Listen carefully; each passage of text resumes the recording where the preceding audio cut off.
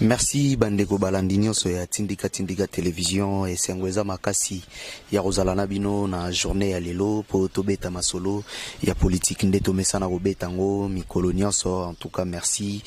et na bino, merci pe na fidélité na confiance au bosala biso po na Rolanda ba émission na biso. En tout cas toza vraiment fier na bino lelo tobeta masolo ya gouvernement Samba Lukonde. Un mois et quelques jours après, gouvernement Zobimaka Kate et bandaki ko bloqué ba politique bazala qui qui vraiment premier ministre na difficulté par rapport ya ba quota ya ba ministère ndenge ba bandaki ko luka, mais enfin liste eza déjà ekota ki déjà basilisa ki déjà ko tinda ba kombo parti nyonso yo baza na union sacrée basilisaki déjà kotinda bakombo liste ezali déjà etikali kaka mokonzi ya mboka apona bato ya kozala na posa na bango oyo ya akonome ba ministre. Mais il faut tobeta pe lisolo ba réalité ebele oyo eleki avant nanu liste ezali établi ba réalité legaki ebele tomonaki bandeko oyo bakatisaki na ngambo ya FCC o bayaki union sacrée bango basengaki ba ministère ebele koleka bandeko mususu yango bandai ko potana zai vraiment matata bango bazaki na besoin ba pesa bango plus de 10 ministères ezonga na ngambo na bango mopanzi pe ensemble pour la République qui est à côté à Moïse Katumbi bazaki na besoin il y a 8 ministères mais na suka na yango bazui 5 ministères et mopanzi ya IDPS pe bazwa ki 8 ministères tomoni bandeko ya IDPS bazui 8 ministères et bandeko musukutu bandai ko lobaka non il faut ba récompenser bango parce que bango mutu basali ki union sacrée et salema. Mais soki bino bat bosala ki union sacrée salema bosala ki on a compte ya mboka bosala ki on te na compte ke ba récompenser bino tomoni bandeko mususu ndeti mona mboka Lambert Mende il paraît na liste na ye atindaki 3 kombo na 3 kombo wana atindi abandi non na kombo na yemoko et ensuite ache 2 kombo moko boye oyo bat oyo tozoyo ka bat bazolo ba mutu moko wana kutaza personne fictive azalaka ne kutute mukendi wana soki mukendi oyo ache na parti na ya azalaka kutute tomoni pe ba ache kombo ya omatuku. Donc c'est une manière yemoko ke azonga rara étant que ministre parce que atindi ba kombo bato elongo banité pendant que na parti na eto yebi kaza pe na bandeko oyo lokola bachari mosenepo o bato bayebi na bandeko musu baza wana ebele mais tout moni bakombo na bango te na liste na ye. Chose étonnante, comment expliquer aux alagi ministre pendant 10 ans ou 12 ans comme ça na régime il y a 18 ans mais au ligné ga kozonga lisusu ministre. Ce sont les choses tozo déplorer yango tozo lela na yango et apparemment le roi le politique bazara a besoin ya ko bouffer gâteau bango moko baza na posaka bango momba se retrouver na ba poste ministériel wana bazonga. Or to bandai ko beta CT to beta kimbela gouvernement oyo eza gouvernement moko ya méritocratie eza gouvernement te oyo tolinga ki tomona le même personne oyo lobby ba bloka imboka bango ka bazonga toza na besoin mona gouvernement ya bongo te toza vraiment ya remona non seulement ba figure sika mais bateau bazo mérité bateau vraiment baza compétent na ba bibonga o esengeli po na bango et coup de chapeau pour tout monde qui vraiment monsieur le président de la République et puis na premier ministre batena il compte vraiment il y a bandeko ya société civile tomoni bandeko ya lucha bapesi bango pe ministère moko bandeko ya filimbi bapie bango ministère moko na bandeko susu ya donc tenir compte ya ba structure nyonso ya bato nyonso yo société civile politique nyonso. En tout cas si tout va bien d'ici peut-être l'an de na 48 heures au gouvernement de Jekobima pour liste eza déjà na maboko ya mokonzi ya mboka ezo dépendre na ye parce que na à chaque ministère batindi 3 noms na ba regroupement wana nyonso. Donc ezaka mokonzi yemo wa otala na 3 noms nani oyo ye akopona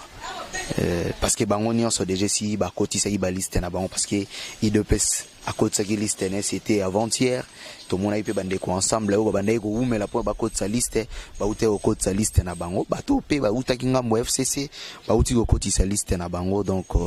j'espère que non dans le 48 heures ici, même à Talelopé, ça dépend à Mokondi Mboka, ndenge nini azo ko apprécier parce que ba critère ezali ba critère vraiment ezali oyo union sacrée à Pesaki Mokondi fois landela bato wana ba kombo wana nyoso ekutaki wana par rapport ya ba critère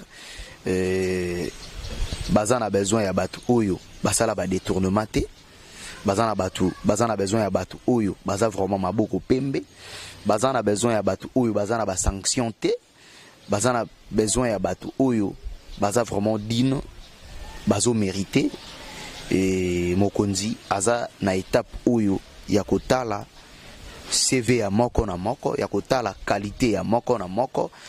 po apona bango malembe j'espère que non dans les 48 heures à gouvernement ekobima mais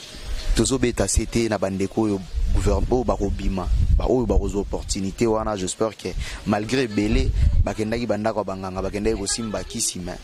espérons que Mokondi Mboka a repona le personne qualifiée oyo ba se retrouver na ba ministère wana c'était tozobeta c'était par rapport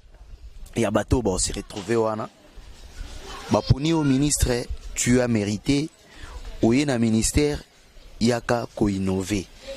luka otika ba empreinte na yo na ministère oyo kobima ezala teke okomi ministre in automatiquement tant okomi ministre tokomi komona na cabinet na yo bana na yo tokomi komona batu ya famille na yo tokomi komona mwasi na yo non on a besoin na ba cabinet pe tout mona batu oyo bazo mériter ezala ba compte à rendre te parce que tout le monde a ba gouvernement oyo eleki aussitôt nommé ministre aussitôt ko ça la remise et reprise bazo benga na batu tout ba kuta na cabinet oyo ka kenan ministère on ezaki occupé exemple ezaki ministère moko ezaki INC te bandaki ko kipango au monde peut-être soit longo na ngambo INC ki na ngambo FCC mutu wana tango akomi automatiquement tango akomi a bengani batu wana nyonso or il y a la continuité de l'état où ezo senga batu oyo tango yo okuti atoko longola bango bandana on ko travailler na bango tango oko maîtriser ba dossier nyonso eza na cabinet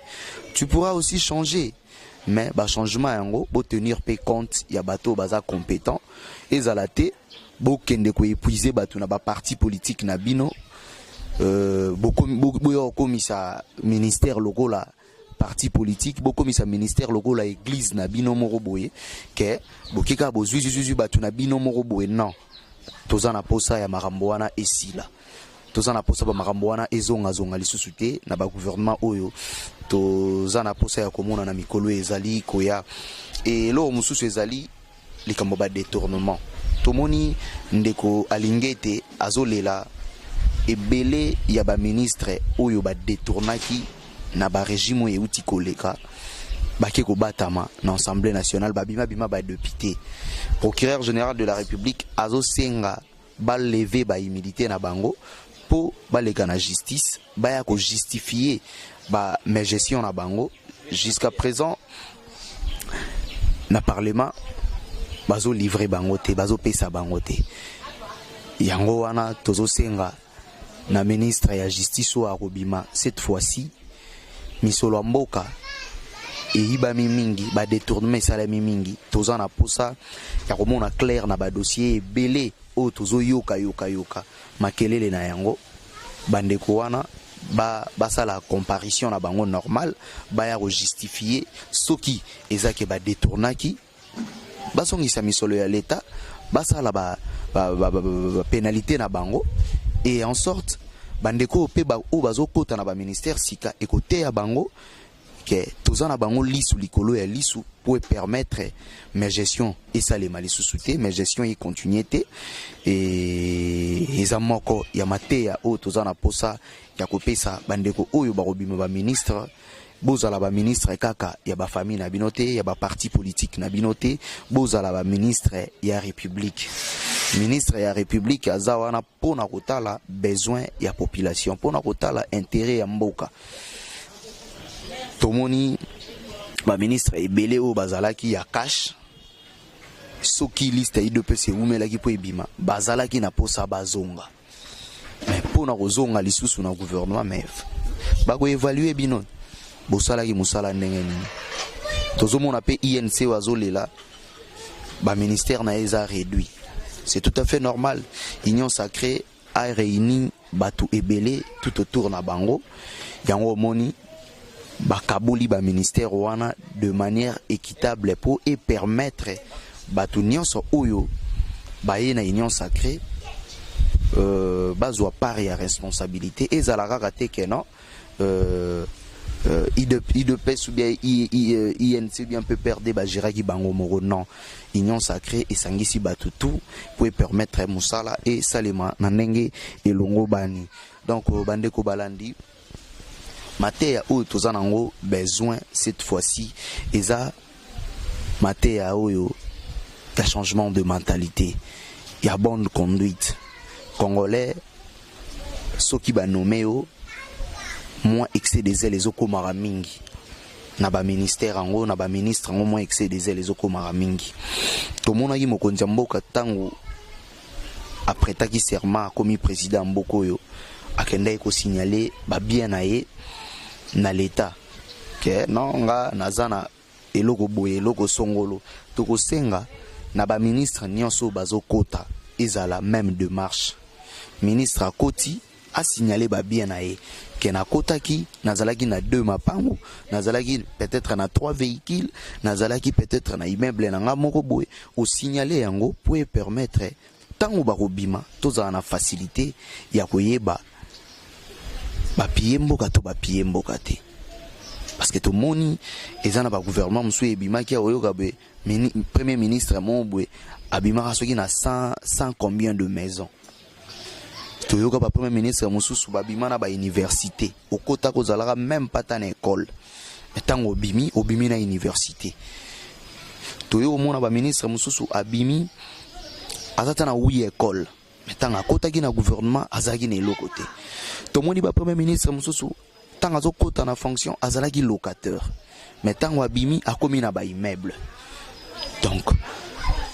tozo linga mentalité ya congolais changer tango koti na fonction ba pesi yo responsabilité moko boye eza musala ya l'état. Congo eza le seul mboka politique nde ezo pesa mbongo. Mutu toi comment rêver comme député, mutu toi comment rêver comme ministre, mutu toi comment rêver comme mandataire public. Donc eza biloko oyo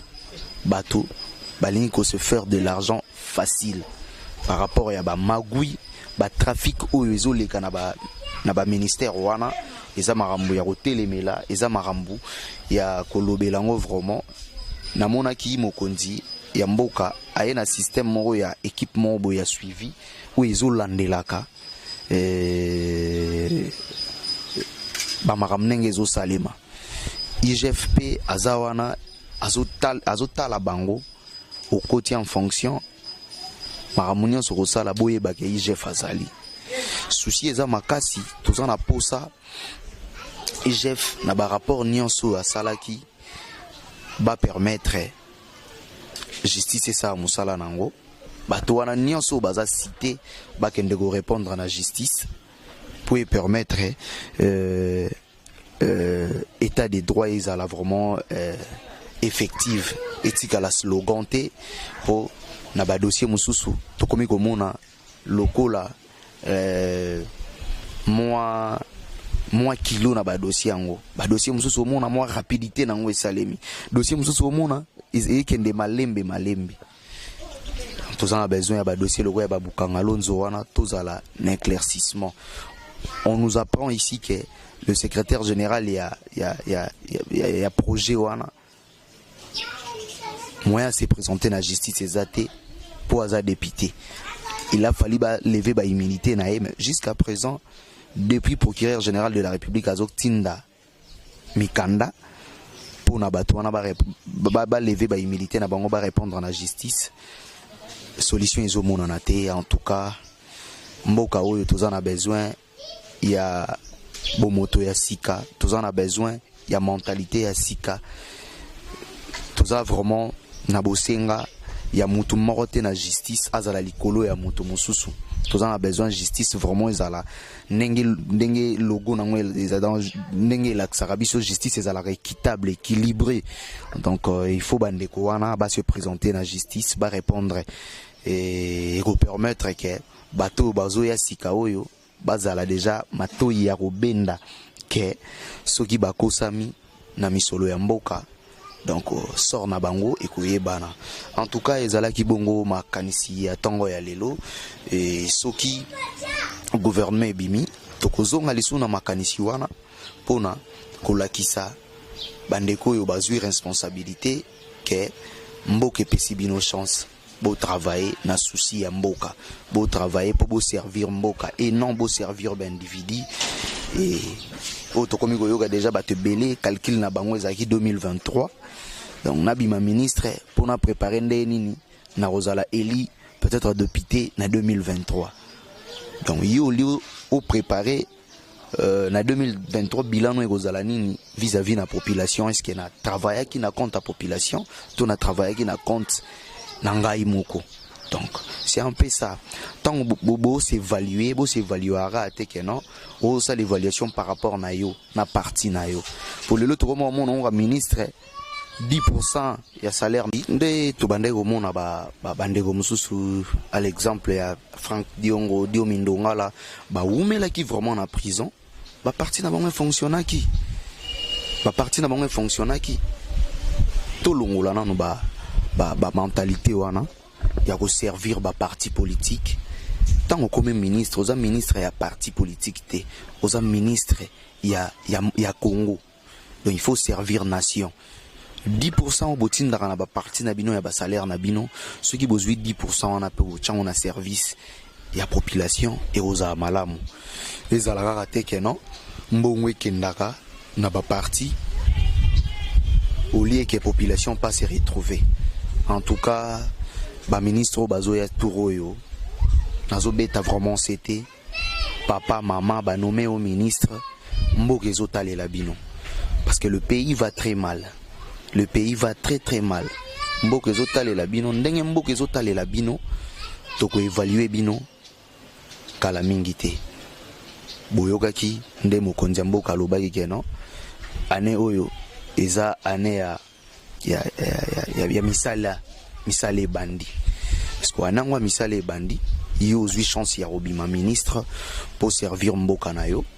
tozana posa omona misala na ba secteur nyonso na ba domaine nyonso malgré priorité ekozala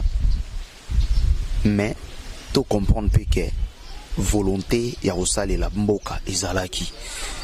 Donc ceux qui tomoni volonté wana toza quand même na makanisi par rapport ya vision ya union sacrée parce que bate belé ba komi ko douter na union sacrée ba komi ba msoso ko bazo benga ngo union sacrée. Pourquoi? Parce que batu bakomaki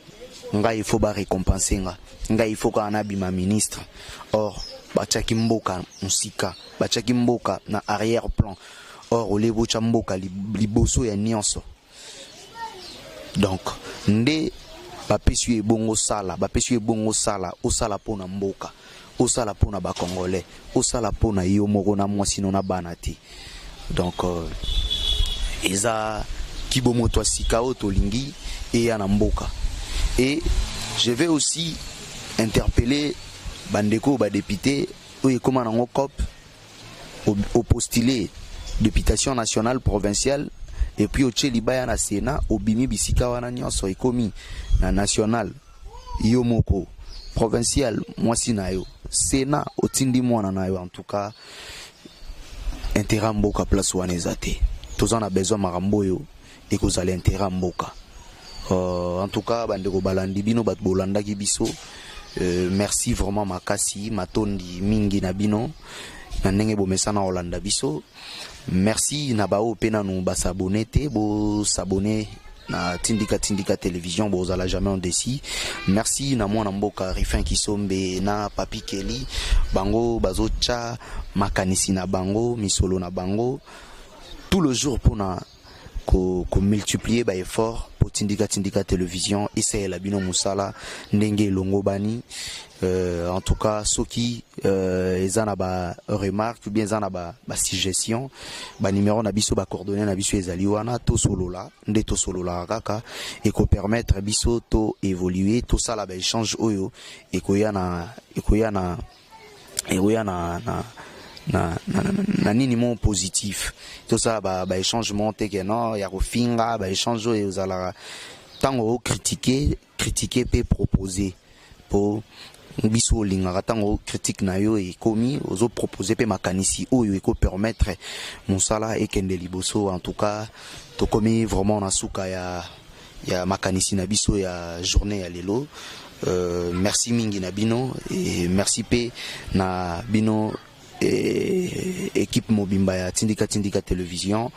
na maenia so bozo sala po to réaliser be émission yo. Merci na ndeko Mike wazai na sima caméra pe montage na réalisation. En tout cas to kutani bongo mbala ya sima botika la malamu. Merci.